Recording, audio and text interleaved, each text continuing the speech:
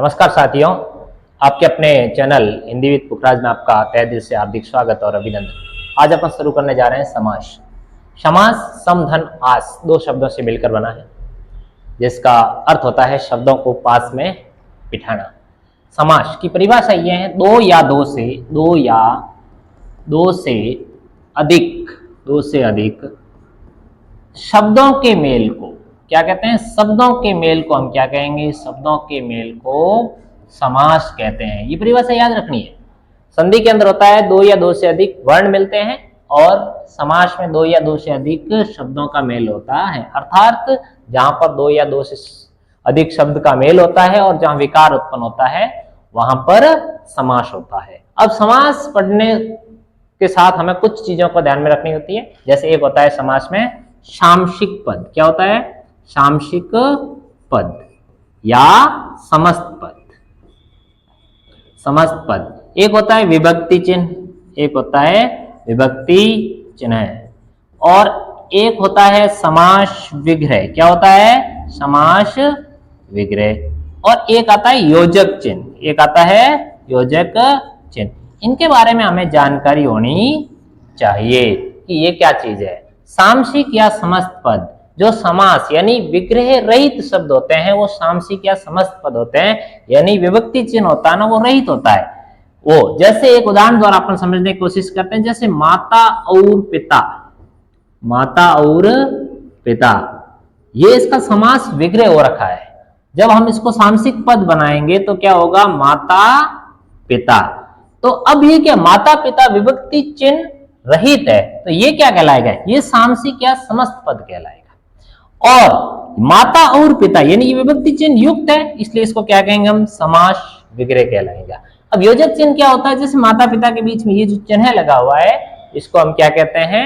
योजक चिन्ह कहते हैं। ये आपको ध्यान रखना। अब अगला जो इसमें सवाल बनता है ये है कि समास में कितने पद होते हैं? यानी पद, समास में दो पद होते हैं। कितने पद होते हैं? दो पद होते हैं। दो पद कौन कौन से होते हैं? एक होता है पूर्व पद, एक होता है पूर्व पद और दूसरा होता है उत्तर पद।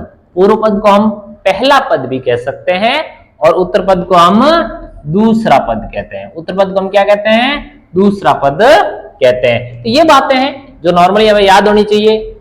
समास की परिभाषा, सामसिक या समस्त पद क्या होता है, विभक्ति चिन्ह क्या होता है, समास विग्रह क्या होता है, योजक चिन्ह क्या होता है और समास में पद कितने होते हैं, ये भी हमें याद होना चाहिए। इसके अलावा अगला जो सवाल बनता है इसमें ये बनता है कि समास के प्रकार। समास के प्रकार, समास के 6 प्रकार माने जाते हैं। कितने प्रकार माने जाते हैं? 6 प्रकार। याद रखोगे, समास के कितने प्रकार माने जाते हैं? 6 प्रकार माने जाते हैं। अब देखो, समास के जो 6 प्रकार होते हैं, अब उन 6 प्रकारों को हम पदों के आधार पर अलग करने का प्रयास करेंगे जिससे हमें याद आसानी से। यानी ऐसा कौन सा समास है जिसका पूर्व पद क्या होता है? पूर्व पद प्रधान होता है। फिर हम बात करेंगे उस दूसरे समास की जिसका उत्तर पद प्रधान होता है। क्या होता है? उत्तर पद प्रधान होता है। फिर हम उस समास की बात करेंगे जिसके दोनों पद क्या होते हैं? दोनों पद प्रधान होते हैं। ऐसे करने से क्या है, हमें आसानी के साथ याद रह जाएंगे। और ऐसा कौन सा समास है जिसके दोनों पद प्रधान नहीं होते? दोनों पद प्रधान नहीं होते, यानी कोई तीसरा पद ही या तीसरा अर्थ निकलता है। ये इसके आधार पर हम समासों को क्या करेंगे? अलग करेंगे। अब पूर्व पद प्रधान किसमें होता है? अव्यय भाव समास। किस समास में होता है? अव्यय भाव समास में पूर्व पद प्रधान होता है। अब है उत्तर पद प्रधान किसमें होता है? उत्तर पद प्रधान तत्पुरुष समास में होता है। किस समास में होता है? तत्पुरुष समास में होता है। फिर होगा दोनों पद प्रधान किस समास में होते हैं? तो वो होता है आपके द्वंद्व समास। कौन सा होता है? द्वंद्व समास। फिर वो होता है कि ऐसा कौन सा समास है जिसके दोनों पद प्रधान नहीं होते हैं, कोई तीसरा अर्थ निकलता है, वो होता है बहुव्रीहि समास। कौन सा होता है? बहुव्रीहि समास। यानी पूर्व पद प्रधान के समास का होता है अव्यय भाव समास का होता है, उत्तर पद प्रधान का उसका होता है तत्पुरुष समास का होता है, दोनों पद प्रधान किसके होते हैं? द्वंद्व समास के होते हैं। और ऐसा कौन सा समास है जिसके दोनों पद प्रधान नहीं होते, तीसरा पद प्रधान होता है। अब ये कितने प्रकार हो गए, 1 2 3 और 4, 2 बाकी रह गए। कौन कौन से रह गए बाकी, एक हो गया द्विगु समास और रह गया आपके कौन सा समास रह गया पीछे भाई, कौन सा रह गया, कर्मधारय समास। द्विगु समास और कर्मधारय समास, ये 2 समास पीछे रह गए। 5 नंबर और 6 नंबर। अब देखो हमारे हिंदी में समास के 6 प्रकार माने जाते हैं, लेकिन संस्कृत में द्विगु और कर्मधारय जो समास है इसको किसका भाग माना जाता है, तत्पुरुष समास का भाग माना जाता है। किसका भाग माना जाता है, तत्पुरुष समास का भाग माना जाता है। तो ये अब तक की हमने जो बात की सैद्धांतिक बातें जिनको याद रखना जरूरी है। समास किसे कहते हैं, सामसिक पद क्या होता है, समास में कितने पद होते हैं, समास के प्रकार कितने होते हैं, समास विग्रह क्या होता है, समास का विलोम व्यास होता है। इस तरह से हमें याद रखना है। समास के प्रकारों को भी साथ में क्या करना है, याद रखना है। कई बार छोटे छोटे सवाल पूछ लेते हैं, जैसे अभी एक महिला प्रवेशक का एग्जाम हुआ, उन्होंने सिर्फ ऊपर से 2 सवाल बना लिए कि ऐसे शब्द क्या कहलाते हैं जिनके अंत में शब्द जोड़कर या शब्दांश जोड़कर नए शब्दों का निर्माण करते हैं, जैसे प्रत्यय कहलाते हैं। तो इस तरह से नॉर्मल सवाल आ जाते हैं, तो हमें याद रखने, क्योंकि हमारे लिए जितना भी डिफिकल्ट सवाल आएगा या सामान्य सवाल आएगा वो दोनों बराबर नंबर देकर जाएगा। तो इस तरह से समासों का प्रकार था। अब अपन एक एक समास को करने का प्रयास करेंगे और समझने का प्रयास करेंगे। तो अब अपन शुरुआत करते हैं। समासों के जो प्रकार थे वो 6 प्रकार थे। उसका जो पहला प्रकार था अव्ययभाव समास। अव्ययभाव समास, एक चीज आपने पहले ही पढ़ ली कि अव्ययभाव समास जो होता है उसका क्या होता है, पहला पद, पहला या पूर्व पद क्या होता है, प्रधान होता है। ये हमने जो समास पढ़े उसमें पढ़ लिया कि इसका पहला या पूर्व पद प्रधान होता है। दूसरा बात है कि इसमें ये अव्यय होते हैं। क्या होता है, या क्या होता है, इसका पहला पद अव्यय होता है, पहला पद अव्यय होता है, या पूरा पद भी अव्यय हो सकता है। अब अव्यय क्या है, अवयव। ये कैसे बना, अव्यय। व्यय का अर्थ क्या होता है, खर्च करना, यानी जिसके ऊपर लिंग वचन कारक काल का प्रभाव नहीं पड़े, ऐसे शब्द जिनके ऊपर लिंग वचन कारक का प्रभाव नहीं पड़े वो पद क्या कहलाते हैं, अव्यय कहलाते हैं। अब तीसरी इसकी क्या विशेषता है कि उपसर्ग युक्त शब्द आते हैं इसमें। क्या आते हैं, उपसर्ग युक्त शब्द आते हैं। तो अब इसकी परिभाषा बन गई। परिभाषा कैसे बनेगी, अव्ययभाव समास, ऐसा समास जिसका पहला या पूर्व पद क्या होता है, प्रधान होता है, जिसमें अव्यय होते हैं, यानी उसका पहला पद या पूरा पद क्या होता है, अव्यय होता है। और जिस समास में उपसर्ग युक्त शब्द आते हैं वो कौन सा समास होता है, अव्ययभाव समास होता है। जैसे यथाशक्ति, क्या, यथाशक्ति। यथाशक्ति क्या होगा, शक्ति के अनुसार, शक्ति के अनुसार, यथाशक्ति, शक्ति के अनुसार। जैसे प्रतिवर्ष, प्रतिवर्ष यानी प्रत्येक वर्ष, यानी प्रति उपसर्ग लगा हुआ है, इसमें यथा लगा हुआ है, शक्ति के अनुसार। इसी तरह से हम बीचों बीच, बीचों बीच, ठीक बीच में, निडर, डर रहित या डर के बिना, इस प्रकार के शब्दों का उपयोग हम अव्ययभाव समास में कर सकते हैं। अब अपना अगला जो समास है वो कौन सा है, 2 नंबर समास, वो है तत्पुरुष समास।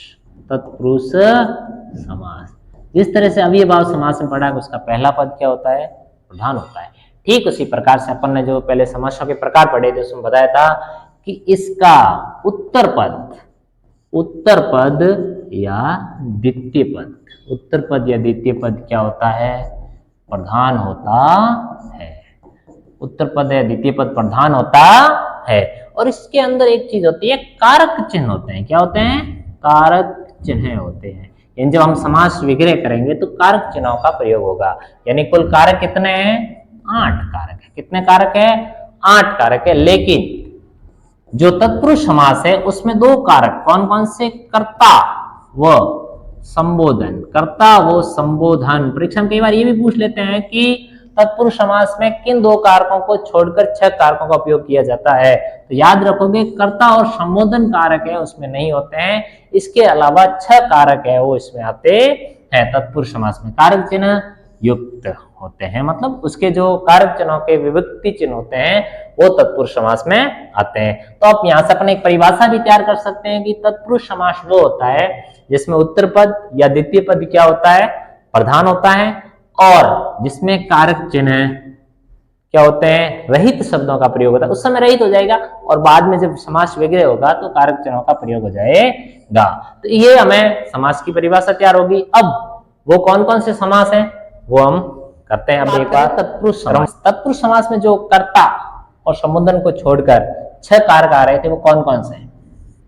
हम 6 कारकों का नाम लिखेंगे। पहला कारक है, उसमें कर्ता तो आता नहीं है, कर्म है। कर्म, करण, संप्रदान, अपादान, संबंध और अधिकरण। ये 6 कारक है। कर्म है, करण है, संप्रदान है, अपादान है, संबंध है और अधिकरण है। इनके विभक्ति चिन्ह क्या याद रखने हमें, इनकी विभक्ति चिन्ह क्या क्या है, विभक्ति चिन्ह क्या क्या है वो हमें याद रखने हैं।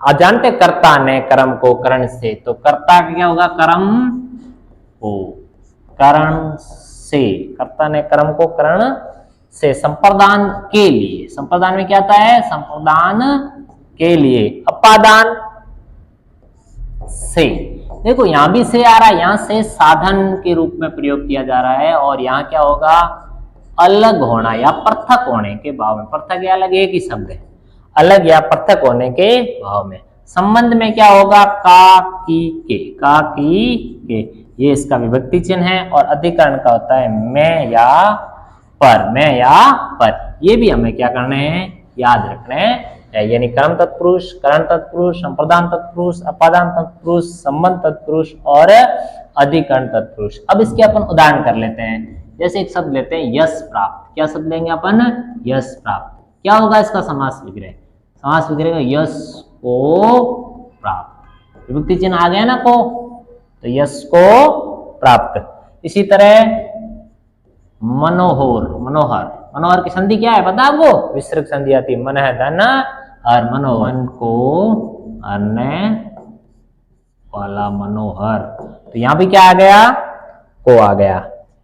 इसी तरह से हम करण के ले सकते हैं। करण में क्या आता है, से। जैसे मन चाहा, मन चाहा, मन चाहा का अर्थ क्या होगा, मन से चाहा, मन से चाहा। यानी आपने चाहने के लिए किसका प्रयोग किया है, मन का, यानी साधन के रूप में प्रयोग हुआ है। अगला है शौकग्रस्त। क्या है, शौकग्रस्त, यानी शौक से, शौक से ग्रस्त। शौकग्रस्त में क्या होता है, शौक से ग्रस्त। इसी तरह इसमें के द्वारा भी होता है। कारण में क्या है, के द्वारा, यानी जैसे एक शब्द है ईश्वर प्रदत्त, ईश्वर प्रदत्त, यानी ईश्वर के द्वारा, ईश्वर के द्वारा, ईश्वर के द्वारा प्रदत्त। इस तरह से हम करण के उदाहरण ले सकते हैं। अब है के लिए संप्रदान। संप्रदान देने का भाव होता है। किसका भाव होता है, देने का भाव होता है के लिए। जैसे परीक्षा भवन, क्या, परीक्षा भवन, परीक्षा भवन क्या होगा, परीक्षा के लिए भवन। किसके लिए, परीक्षा के लिए भवन। परीक्षा भवन में क्या होगा, परीक्षा के लिए भवन। इसी तरह अपन और सब ले सकते हैं। जैसे धर्मशाला, धर्मशाला क्या होगा इसका, धर्म के लिए, धर्म के लिए शाला। इसी तरह रणभूमि हो जाएगा, रणभूमि क्या होगा इसका, रण के लिए यानी युद्ध के लिए भूमि, रण के लिए भूमि या युद्ध के लिए भूमि। इस तरह से हम इसके उदाहरण ले सकते हैं। हमने किसके उदाहरण कर लिए, संप्रदान के। अब हम करेंगे अपादान के। किसके उदाहरण करेंगे अब, अपादान। अपादान, अपादान में क्या है, अपादान इसका विभक्ति चिन्ह से है, करण का भी से करण का जो है वो साधन के रूप में उपयोग किया जाता है और अपादान का वो अलग या पृथक होने के भाव में होता है। अब जैसे दोष मुक्त, क्या, दोष मुक्त क्या होगा, दोष से मुक्त, यानी ये अलग हुआ है। क्या हुआ है? अलग हुआ है, दोष मुक्त। इसी तरह से जैसे देश निकाला, क्या? देश निकाला, यानी इसका क्या हुआ? देश से निकाला हुआ, यानी देश से जब निकाल देते हैं तो देश से वो क्या हो जाता है? अलग होता है। तो देश निकाला। इस तरह से एक और शब्द ले सकते हैं जो परीक्षा में अमूमन पूछा जाता है, पदच्युत, यानी पद से अलग होना, पद से हटा देना है, तो उस पद को क्या कर देगा? छोड़ देगा। अगला करने जा रहे हैं वो है अपने संबंध। कौन सा है? संबंध तत्पुरुष समास। इसका विभक्ति चिन्ह क्या? का की के, का की के। अब हम कैसे करेंगे? जैसे उसका उदाहरण ले सकते हैं, जैसे राजपुत्र, क्या ले सकते हैं? राजपुत्र। तो क्या हो जाएगा इसका? राजा का पुत्र। सेनाध्यक्ष ले सकते हैं, सेनाध्यक्ष। क्या हो जाएगा? सेना का अध्यक्ष। इसी तरह आप घुड़दौड़ ले सकते हो, घुड़दौड़, घुड़दौड़। क्या होगा? घोड़ों की दौड़। इस तरह से उदाहरण ले सकते हो। जलधारा, किसकी धारा है ये? जलधारा, सॉरी जलधारा, जल की धारा। इस तरह से ये काके के आदि शब्द आएंगे। अधिकरण, अधिकरण की विभक्ति चिन्ह क्या है? में या पर। अधिकरण की विभक्ति चिन्ह क्या है? में या पर। जैसे सिर दर्द, क्या है? सिर दर्द। क्या होगा इसका समास विग्रह? सिर में, क्या होगा? सिर में दर्द। क्या होगा? सिर में दर्द। जैसे एक शब्द है, बहुत ही इंपॉर्टेंट शब्द है, कई बार परीक्षा में पूछा जाता है, कवि पुंगव। कवि पुंगव, आपको यहाँ पुंगव शब्द का अर्थ आना चाहिए। कवियों में पुंगव, कवियों में पुंगव। पुंगव का अर्थ है श्रेष्ठ। पुंगव का अर्थ क्या होता है? श्रेष्ठ। और इसमें पर भी होता है, जैसे आप बीती। क्या है? आप बीती, मतलब आप पर बीती। तो इस तरह से हम उन उदाहरणों को कर सकते हैं, कर्म, करण, संप्रदान, अपादान, संबंध और अधिकरण, जिसको हमने उदाहरणों के माध्यम से सीखा। तो देखिए, हमने तत्पुरुष समास के कारक चिन्हों से युक्त जो प्रकार थे उनको बांटा। इसके अलावा कुछ तत्पुरुष समास के उदाहरण और हैं, प्रकार और हैं। जैसे हिंदी में नहीं है, वो संस्कृत में, और माना जाता है कि हिंदी की जो जननी है वो संस्कृत भाषा है। 4 प्रकार है जिनके परीक्षा में कई बार सवाल पूछे जाते हैं उनके बारे में। तो वो 4 प्रकार कौन कौन से? पहला जो प्रकार है उपपद तत्पुरुष। दूसरा है वो है अलुक तत्पुरुष। कौन सा? अलुक तत्पुरुष। तीसरा वो नन तत्पुरुष। और चौथा है वो है लुप्त पद तत्पुरुष।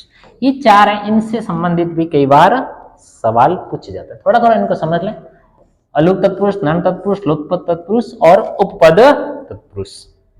उपपद जो तत्पुरुष है, इसमें क्या होता है कि जो द्वितीय पद होता है वो कर्दंत होता है। क्या होता है? कर्दंत होता है। और चीज और है कि इसका प्रथम पद के बगैर कोई अस्तित्व नहीं होता है। जैसे अपन उदाहरण ले ले, जलज। क्या? जलज। ये द्वितीय पद इसका ज, लेकिन पहला पद जब आएगा तभी इसका अस्तित्व रहेगा। जलज है, ग्रस्त है, इस तरह के शब्द आते हैं। जल में जन्म लेने वाला, ग्रस्त में स्थित, ग्रह मतलब घर के अंदर जो स्थित होता है, इस प्रकार के पद होते हैं। अब अलुक जो होता है, इसका पूर्व पद जो होता है वो पूरी तरह से विभक्ति का लोप नहीं होता है। क्या होता है? पूरी तरह से विभक्ति का लोप नहीं होता है। साथ में जो पहला पद होता है, साथ में क्या होता है? पहला पद होता है, उसमें कहीं न कहीं कारक चिन्ह होते हैं। क्या होते हैं? कारक चिन्हों का प्रयोग होता है। जैसे हम उदाहरण के रूप में ले सकते हैं खेचर। खेचर, खे का मतलब होता है आकाश, और चर का मतलब विचरण करने वाला, आकाश में विचरण करने वाला। अब इसी तरह हम एक उदाहरण ले सकते हैं जो अमूमन परीक्षा में पूछा जाता है, युधिष्ठिर। युद्ध में स्थिर रहने वाला। अब अगला जो उदाहरण है वो है नन तत्पुरुष। नन से पता रखे नकारात्मक। क्या होगा? नकारात्मक, यानी ऐसे शब्द जिसमें निषेध क्या हो? निषेध या मनाही हो, यानी जहां पर न या अन धातु से शब्द बनते हैं, न या अन उपसर्ग लग के शब्द बनते हैं। जैसे नगण्य, नगण्य यानी न गणीय, न गणीय यानी जिसे गिना ना जा सके, निषेध हो गया। इस तरह अनिच्छा, अनिच्छा जैसे शब्दों का इसमें क्या किया जाता है, प्रयोग, अनिच्छा यानी इच्छा के बिना। इस तरह से अब लुप्त पद, अगला कौन सा है, लुप्त पद। इसमें क्या होगा, एकाधिक विभक्ति होगी। क्या होगी, एकाधिक विभक्ति होगी, या दो से अधिक शब्दों का क्या होगा, लोप होगा। क्या होगा, लोप होगा। जैसे शब्द ले लेते हैं अपन रेलगाड़ी, क्या, रेलगाड़ी क्या होगा, रेल पर चलने वाली गाड़ी। इसका समझ में क्या, रेल पर चलने वाली, रेल पर चलने वाली गाड़ी। इस तरह से एक शब्द है जो अमूमन परीक्षा में पूछते हैं, दही बड़ा। इसका समझ में क्या होगा, दही में डूबा हुआ, में और डूबा हुआ बड़ा, यानी एकाधिक विभक्ति होगी। विभक्ति चिन्ह क्या होंगे, एक से अधिक होंगे। एक बार इनको वापस समझ लें, उपपद, अलूप, नन और लुप्त। उपपद तत्पुरुष, अलूप तत्पुरुष, नन तत्पुरुष और लुप्त तत्पुरुष, ये चार प्रकार के संस्कृत में जो माने जाते हैं। इसमें क्या होगा, द्वितीय पद तदंत होगा, लेकिन पहले पद के बिना उसका अस्तित्व नहीं रहेगा। जैसे जलज, तो ज के अस्तित्व के लिए आगे जल शब्द होना जरूरी है। ग्रस्त में इस शब्द के आगे ग्रह शब्द होना जरूरी है। इसी तरह अलूप में क्या होगा, विभक्ति का लोप होगा, और पहला जो पद होगा उसमें कहीं न कहीं कारक चिन्ह होगा, कहीं कहीं क्या होगा, कारक चिन्ह होगा। जैसे खेचर है, युधिष्ठिर है। और अगला जो लास्ट है वो है क्या है, लुप्त पद है। लुप्त पद में क्या होगा, एकाधिक विभक्ति चिन्ह आएंगे, या दो से अधिक शब्दों का लोप होगा। जैसे दही बड़ा है, दही में डूबा हुआ बड़ा है, रेलगाड़ी है। धन्यवाद।